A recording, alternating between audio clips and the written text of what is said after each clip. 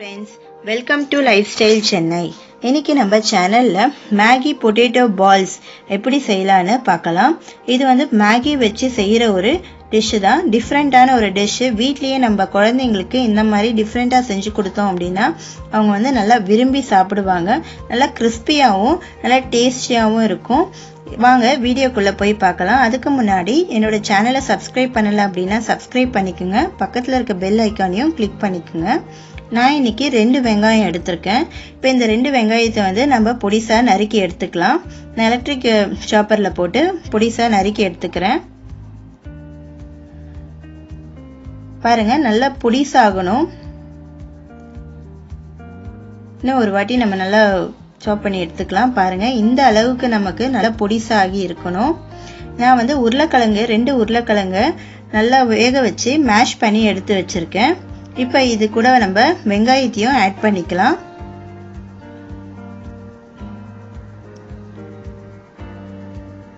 இப்போ வந்து நம்ம காரத்துக்கு ஏற்ப நான் வந்து 2 பச்சை மிளகாய் ஆட் பண்ணியிருக்கேன். பொடிசா நறுக்கி வச்சிருக்கேன். அந்த 2 பச்சை மிளகாவையும் இப்போ இதில் ஆட் பண்ணிக்கிறேன்.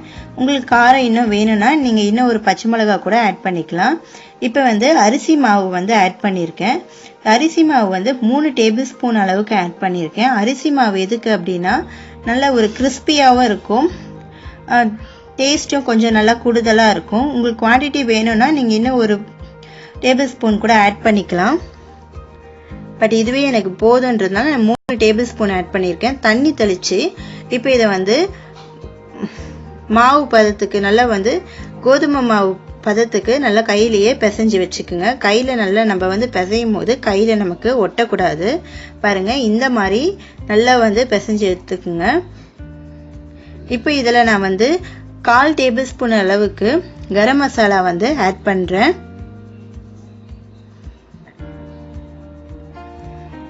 இப்போ இதில் அதே மாதிரி 1/4 டேபிள் ஸ்பூன் அளவுக்கு பெப்பர் ஆட் பண்ணுறேன்.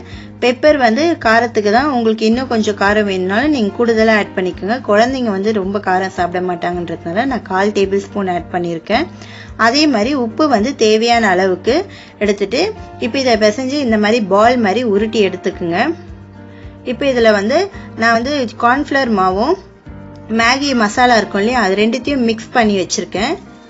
பாருங்க, கார்ன்ஃப்ளவர் மாவும் மேகியும் மிக்ஸ் பண்ணி வச்சிருக்கேன். இப்போ பக்கத்தில் வந்து மேகியை வந்து நல்லா தூள் பண்ணி எடுத்து வச்சிருக்கேன். இப்போ இந்த பாலை வந்து நம்ம இதில் நல்லா டிப் பண்ணி எடுத்துக்கலாம்.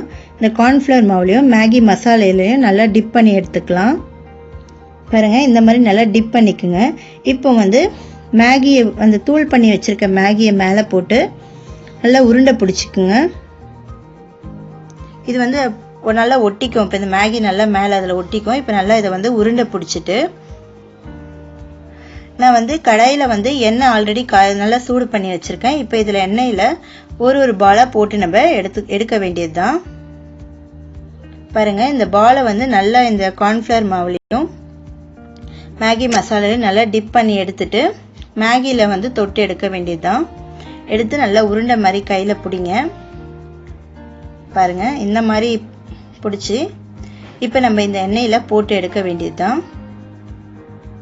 இந்த மாதிரி எல்லா பால்ஸையும் நம்ம 1 by 1 போட்டு எடுத்துக்க வேண்டியது தான். பாருங்க, இது மீடியம் ஃப்ளேமில் வச்சே செய்யுங்க. அடி பிடிச்சி அது மாதிரி தீய ஆரம்பிச்சிரும். ஸோ மீடியம் ஃப்ளேமில் வச்சு நல்லா திருப்பி விடுங்க. கலர் சேஞ்ச் ஆனதுக்கப்புறம் நல்லா ப்ரௌன் கலராக சேஞ்ச் ஆனதுக்கப்புறம் இப்போ இதை வந்து நம்ம எடுக்கலாம். பாருங்க, நல்லா திருப்பி விடுங்க. இப்போ இதை நம்ம எடுத்துடலாம். பாருங்க, இந்த மாதிரி நம்ம ஆனதுக்கப்புறம் இந்த கலர் வந்ததுக்கப்புறம் நம்ம இதை எடுத்துட வேண்டியதுதான். ரொம்ப நல்லா இருந்துச்சு. டேஸ்ட் இப்போ ரொம்ப சூப்பராக இருந்துச்சு. டிஃப்ரெண்ட்டான ஒரு டேஸ்ட்டு. பாருங்க, இந்த மாதிரி நீங்களும் உங்கள் வீட்டில் ட்ரை பண்ணி பாருங்க. எப்படி இருக்கு அப்படின்றத எனக்கு கமெண்ட் பண்ணுங்க. மறக்காம சப்ஸ்கிரைப் பண்ணுங்க, லைக் பண்ணுங்க.